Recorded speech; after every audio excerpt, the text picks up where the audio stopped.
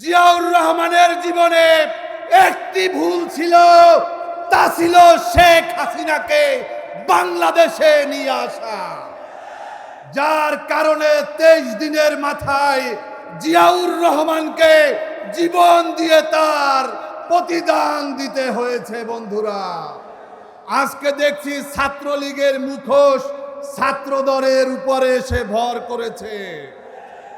এই ছাত্রদল 1991 সালে ক্ষমতায় আসার পরে সারা বাংলাদেশে ছাত্র শিবিরের সবচেয়ে বেশি নেতা কর্মীদেরকে তারা হত্যা করেছে। বন্ধুরা, ইতিহাস ভুলে গেলে চলবে না।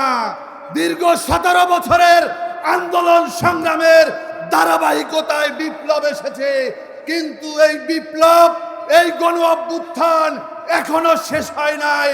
যতদিনে বাংলাদেশে ইনসাফ কায়েম না হবে, চাঁদাবাজদের কবর রচনা না হবে, দখলবাজদের কবর রচনা না হবে, ততক্ষণ পর্যন্ত জুলাই অভ্যুত্থানের চেতনা বাস্তবায়ন হবে না। জয় চুরমার হয়েছে তখন যখন দেখেছি রংপুরে আল্লামা দেলোয়ার হোসেন সাঈদী প্রতিকৃতির উপরে জুতা দিয়ে আঘাত করা হয়েছে, তখন হৃদয় চুরমার হয়ে গেছে। বন্ধুরা, মাননীয় প্রধানমন্ত্রী, আপনাদের সাথে জামাত ইসলামীর রাজনৈতিক সম্পর্ক ভুলে যাবেন না। আপনাদের সাথে আমাদের রাজনৈতিক সম্পর্ক ভুলে যাবেন না। 1991 সালে ক্ষমতা দেখতে পেয়েছিলেন এই জামাত ইসলামীর কারণে। 2001 সালে ক্ষমতায় গিয়েছিলেন নিরঙ্কুশ ভাবে এই জামাত ইসলামীর কারণে। 2024 সালে গণ অভ্যুত্থান হয়েছে। 31 তারিখে জামাত শিবিরকে নিষিদ্ধ করার পরে এদেশের সর্বস্তরের জনগণ রাজপথে নেমে গণ অভ্যুত্থান করেছে। তার কারণে আপনারা আজকে ক্ষমতায় এসেছেন। কার উসিলায় সিন্নি খাইলি মোল্লা চিনলি না। এই বিএনপির ইতিহাস হচ্ছে আওয়ামী লীগকে পুনর্বাসন করার। শহীদ রাষ্ট্রপতি জিয়াউর রহমানের প্রতি শ্রদ্ধা রেখে বলছি, গতকালকে যখন জগন্নাথ বিশ্ববিদ্যালয়ে নির্বাচিত জিএস আরিফের উপরে হামলা হয়েছে, তখন খুব খারাপ লেগেছে। এরপরে যখন দেখলাম ঢাকা কলেজে একইভাবে হামলা হয়েছে, তখন আরো বেশি খারাপ লেগেছে। কিন্তু 11 দলীয় ঐক্য আয়োজিত আজকের এই গণসমাবেশের সম্মানিত সভাপতি আমিরে মজলিস মাওলানা মামুনুল হক, আজকের অনুষ্ঠানের সম্মানিত প্রধান অতিথি, মানবিক বাংলাদেশের রূপকার, বাংলাদেশ জামাত ইসলামীর মোহতারাম আমির, জাতীয় সংসদের মাননীয় বিরোধী দলীয় নেতা ডাক্তার শফিকুর রহমান এমপি, আজকের অনুষ্ঠানের বিশেষ অতিথি মুক্তিযুদ্ধের কিংবদন্তি সাবেক মন্ত্রী এলডিপির চেয়ারম্যান ডক্টর কর্নেল অলি আহমেদ বীর বিক্রম, জাতীয় নেতৃবৃন্দ, সংগ্রামী বন্ধুরা, সাংবাদিক বন্ধুরা, আসসালামু আলাইকুম ওয়া রাহমাতুল্লাহি ওয়া বারাকাতুহু। নাসরুম মিনাল্লাহ ফাতরুম কারীব। আল্লাহ হাফেজ। বাংলাদেশ জিন্দাবাদ। বাংলাদেশ লেবার পার্টি জিন্দাবাদ। 11 দলীয় ঐক্য জিন্দাবাদ, জিন্দাবাদ, জিন্দাবাদ। আসসালামু আলাইকুম ওয়া রাহমাতুল্লাহ। প্রিয় বাংলাদেশ, দেখে নাও, এক হাদি আবার সকল রাজনৈতিক দলকে এক জায়গায় বসিয়ে দিয়েছে। প্রিয় বাংলাদেশ, দেখে নাও, এখন আর কেউ অনলাইনে একজন আরেকজনকে কাদা ছোড়াছুড়ি করতেছে না, আর কেউ কাউকে টকশোতে গালিগালাজ করতেছে না। হাদি প্রশ্নের সবাই এক হয়ে গেছে। আমি বেশি কথা বলবো না, সবার কথা একটাই মেসেজ দিচ্ছে, সেটা হচ্ছে এই ইন্টারিমের শতভাগ ব্যর্থতার কথা বারবার সবার কথাই উঠে আসতেছে। আমি শুধু একটা কথাই বলি, স্বরাষ্ট্র উপদেষ্টা আপনি 50 লক্ষ টাকা পুরস্কার ঘোষণা করলেন আসামি ধরার জন্য। আমি রাজশাহী বিশ্ববিদ্যালয় কেন্দ্রীয় ছাত্র সংসদ রাকসুর সাধারণ সম্পাদক হিসেবে ঘোষণা দিচ্ছি, এই স্বরাষ্ট্র উপদেষ্টাকে যে পদত্যাগ করাতে পারবে তাকে 1 কোটি টাকা পুরস্কার দেওয়া হবে।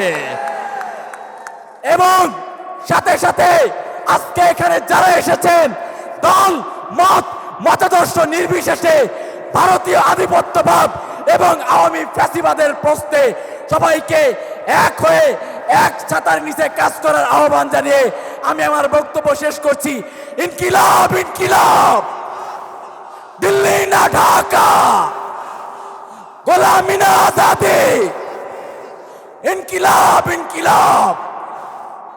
প্রিয় সংগ্রামী বন্ধুগণ, সময় খুব স্বল্প, এই মুহূর্তে সংক্ষিপ্ত বক্তব্য রাখার জন্য অনুরোধ করছি হেফাজত ইসলাম বাংলাদেশের নায়েবে আমির, খেলাফতে মজলিসের সহ সভাপতি কেন্দ্রীয় মাওলানা আহমদ আলী কাসিমি বক্তব্য রাখার জন্য অনুরোধ করছি। ফেসিবাদের পুনর্বাসন করতে চায়।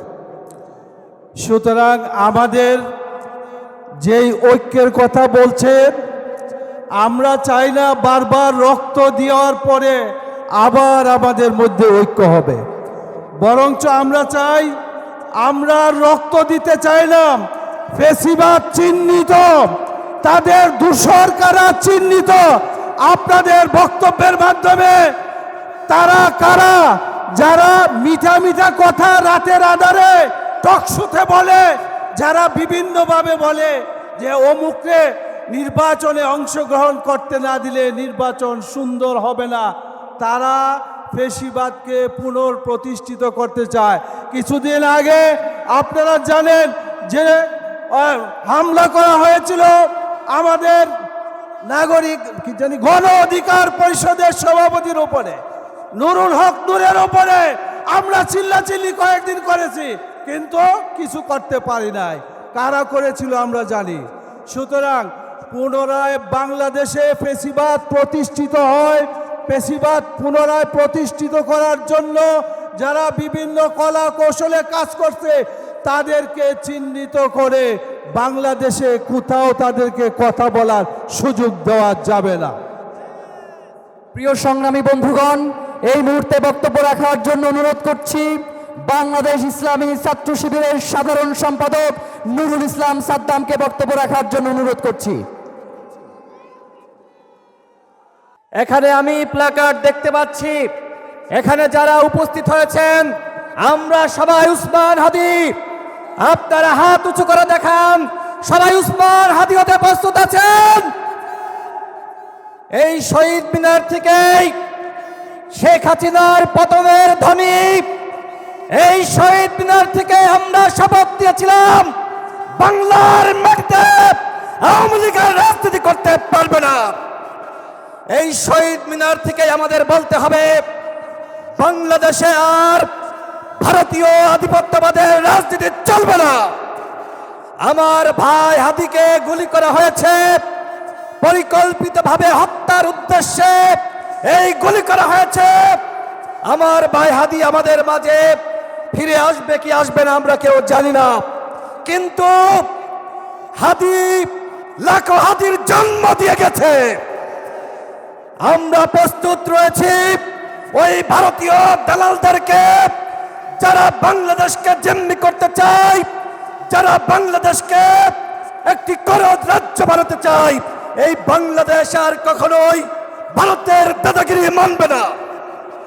আওয়ামী লীগ বাংলাদেশে রাজনীতি করতে চায়, আমরা কি মেনে নিব বন্ধুগণ? হাদিবার সাথে আমার সর্বশেষ স্মৃতি, একটা প্রোগ্রামে আমি এবং সে পাশাপাশি ছিলাম। আমি তাকে বলেছিলাম আওয়ামী লীগ এখন স্বপ্ন দেখছে স্বতন্ত্র লীগ রূপে ফিরে আসতে চায়। আওয়ামী লীগের পদধারী নেতারা তারা স্বতন্ত্রভাবে নির্বাচন করবে। তিনি আমাকে বলেছিলেন এ বিষয়ে আমাদের সবাইকে একসাথে কাজ করতে হবে। বন্ধুগণ, বাংলাদেশে আওয়ামী লীগ রাজনীতি করুক, অন্তর্বর্তীকালীন সরকার তাদেরকে সুযোগ দিক, নির্বাচন কমিশন তাদেরকে সুযোগ দিক। আপনারা কি মানবেন? এই বাংলার মাটিতে আওয়ামী লীগের রাজনীতি আর চলবে না। আগামী নির্বাচনে আওয়ামী লীগ অংশ নিতে পারবে না। আমি সর্বশেষ বলতে চাই, আজকে উসমান হাদিকে যেভাবে রক্তাক্ত করা হয়েছে, হত্যার উদ্দেশ্যে গুলি চালানো হয়েছে, আমরা দেখছি ফেসবুকে বিভিন্ন হিট লিস্ট ঘুরে বেড়াচ্ছে, আমাদেরকে নাকি টার্গেট করা হয়েছে। আমরা কি ভয় পাই? রাজপথে আন্দোলন শুরু করতে হবে ওই আওয়ামী লীগের প্রেতাত্মাদের বিরুদ্ধে। আজকে সারা বাংলাদেশে দেখছি বিভিন্ন জায়গায় আওয়ামী লীগের জয়গান গাওয়ার জন্য টেলিভিশন টকশোতে ঝটিকা মিছিল। আওয়ামী লীগের উদ্দেশ্যে বলতে চাই, যদি মাঠে নামো, পিঠে ছালা বেঁধে মাঠে নামো। এই বাংলাদেশে আওয়ামী লীগের রাজনীতি আর চলবে না, ভারতের দাসত্ব আর চলবে না। আজকে আমরা প্রস্তুত হয়েছি, এই শহীদদের থেকে আমাদের শপথ নিতে হবে এবং নির্বাচন কমিশনের ব্যাপারে যে কথাটি না বললেই না। আজকে প্রধান নির্বাচন কমিশনার বলেছেন, আমার ভাই হাদির উপর যে হামলা হয়েছে এইটা নাকি বিচ্ছিন্ন ঘটনা। আমি প্রধান নির্বাচন কমিশনারকে বলবো, আপনি যদি ক্ষমা না চান ওই চেয়ারে আমরা আপনাকে রাখবো না। আপনাদের সকলকে ধন্যবাদ। আসসালামু আলাইকুম। প্রিয় সংগ্রামী বন্ধুগণ, সময় খুব স্বল্প, আমাদেরকে একটু দায়িত্বশীল হতে হবে। এ পর্যায়ে বক্তব্য রাখার জন্য অনুরোধ করছি বিপ্লবী ওয়ার্কার্স পার্টি